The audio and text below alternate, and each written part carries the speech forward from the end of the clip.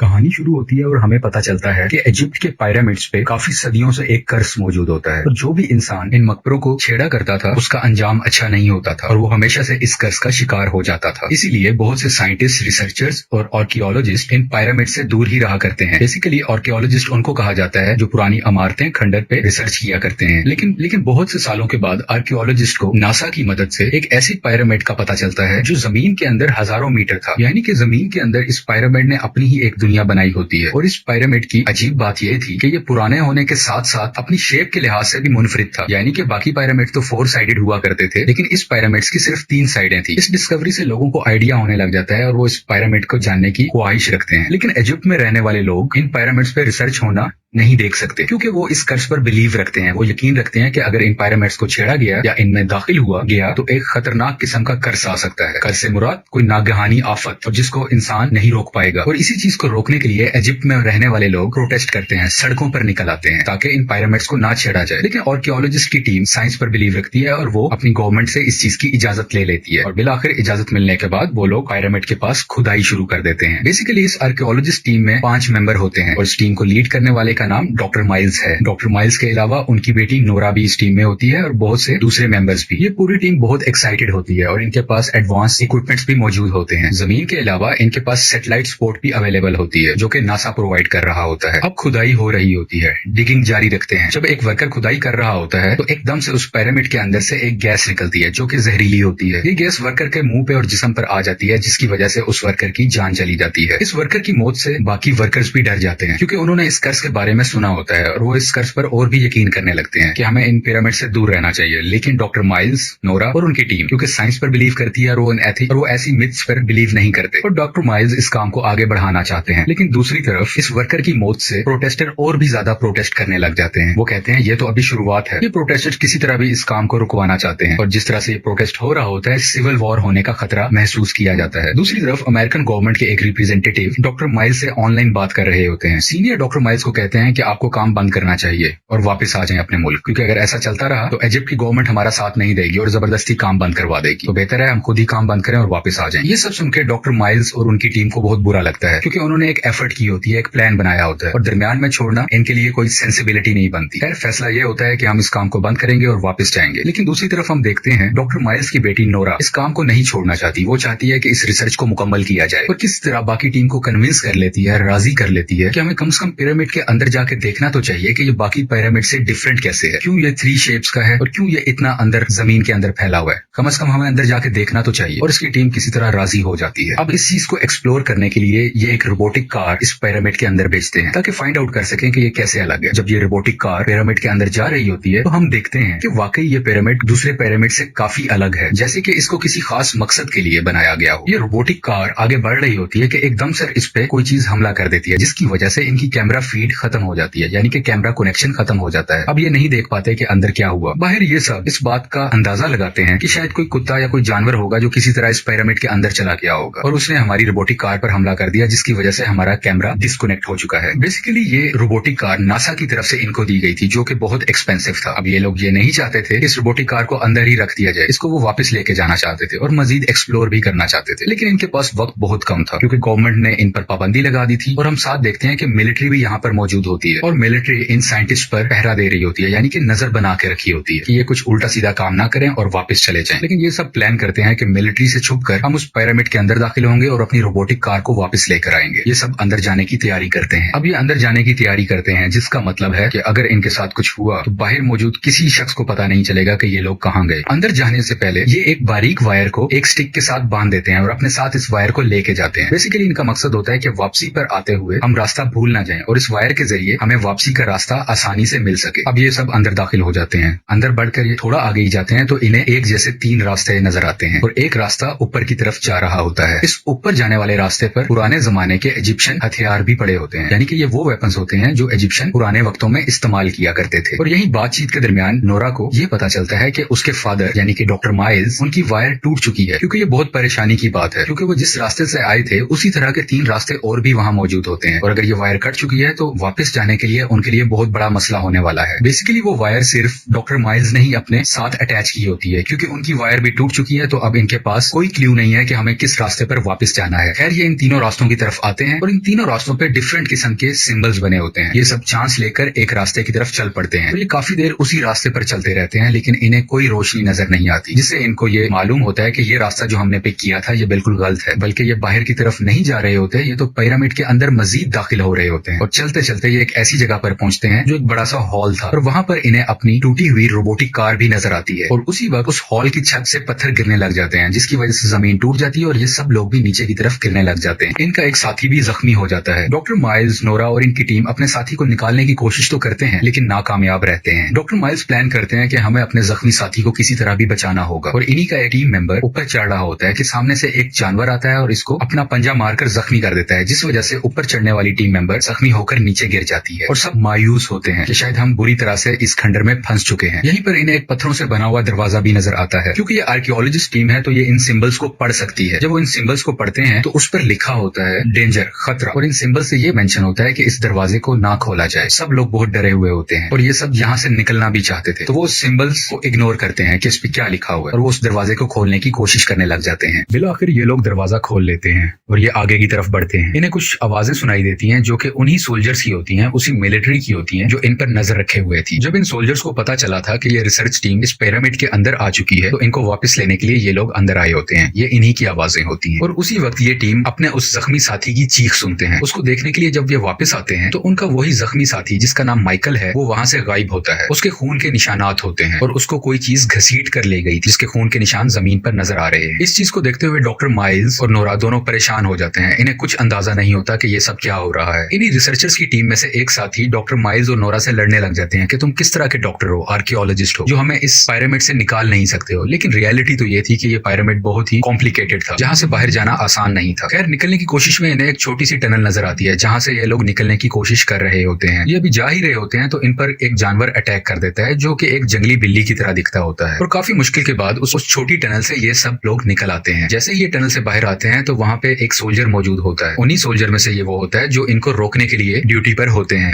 और मदद करने वाले सोल्जर को भी मार दिया जाता है। कहानी का प्लॉट ट्विस्ट हमें तब पता चलता है कि ये सब वाकयात हो क्यों रहे होते हैं इस पिरामिड के अंदर। मूवी के राइटर हमें ये बताना चाहते हैं कि इस पिरामिड के अंदर एनोबिस रहता है। बेसिकली ग्रीक मिथोलॉजी में एनोबिस एक गॉड होता है, जिसको किसी वजह से निकाल दिया जाता है हेवन के अंदर से। और अब ये पिरामिड एनोबिस की रिहाइश है, यानी कि एनोबिस यहाँ पर रहता है। एनोबिस भी एक गॉड था जिसको सजा के तौर पर हेवन से निकाल दिया गया था, और अब ये पिरामिड एनोबिस की जेल है। और इस जेल में जो भी आता है एनोबिस उसको मार दिया करता है। लेकिन मारने के पीछे भी एक वजह है। एनोबिस इस जेल से यानी कि इस पिरामिड से इसलिए निकल पाएगा, तब ही निकल पाएगा जब वो एक ऐसे इंसान को ढूंढ लेगा जिसका दिल और उसकी सोल यानी कि उसकी रूह दोनों बैलेंस में हो, वो इंसान नेक हो। जिस दिन एनोबिस को ऐसा इंसान मिल गया तो वो अपनी सजा से आजाद हो जाएगा। और इसीलिए वो हर इंसान को मारकर एक तराजू में रखता था। तराजू की एक साइड पर दिल और दूसरी साइड पर उसकी रूह, वो इसको बैलेंस करता था ताकि उसे मालूम हो सके कि ये इंसान अच्छा है या बुरा। क्योंकि अब तक जितने भी लोग इस पिरामिड में आए होते हैं वो सब लोग बुरे होते हैं, और एनोबिस अभी तक अपनी जेल से यानी कि पिरामिड से आजाद नहीं हुआ होता। और आहिस्ता आहिस्ता डॉक्टर माइल्स और उनकी टीम के तमाम मेंबर्स इसी पिरामिड में मरने लग जाते हैं। एनोबिस डॉक्टर माइल्स को भी मार देता है। जब उसकी रूह और उसके दिल को बैलेंस किया जाता है तो एनोबिस इसको भी नेक नहीं पाता। और एंड पर हम देखते हैं डॉक्टर माइल्स की बेटी नोरा, जो रोशनी के बहुत करीब होती है, यानी कि इस पिरामिड की टनल के बिल्कुल एंड पर होती है, और वो बिल्कुल बाहर जाने ही वाली होती है। तो उसे एक लड़का वहां दिखाई देता है, एक कम उम्र का लड़का। नोरा बहुत थक चुकी होती है, वो बहुत मुश्किल से आगे बढ़ रही होती है। शायद वो लड़का उसकी मदद कर रहा है बाहर निकलने में, लेकिन उसी वक्त एनोबिस आके नोरा और उस लड़के को भी मार देता है, और कहानी यहीं पर खत्म हो जाती है। आपको एक्सप्लेनेशन पसंद आए तो प्लीज लाइक और सब्सक्राइब करें। इसके अलावा आप हमारी दूसरी वीडियोस भी हमारे चैनल पर देख सकते हैं।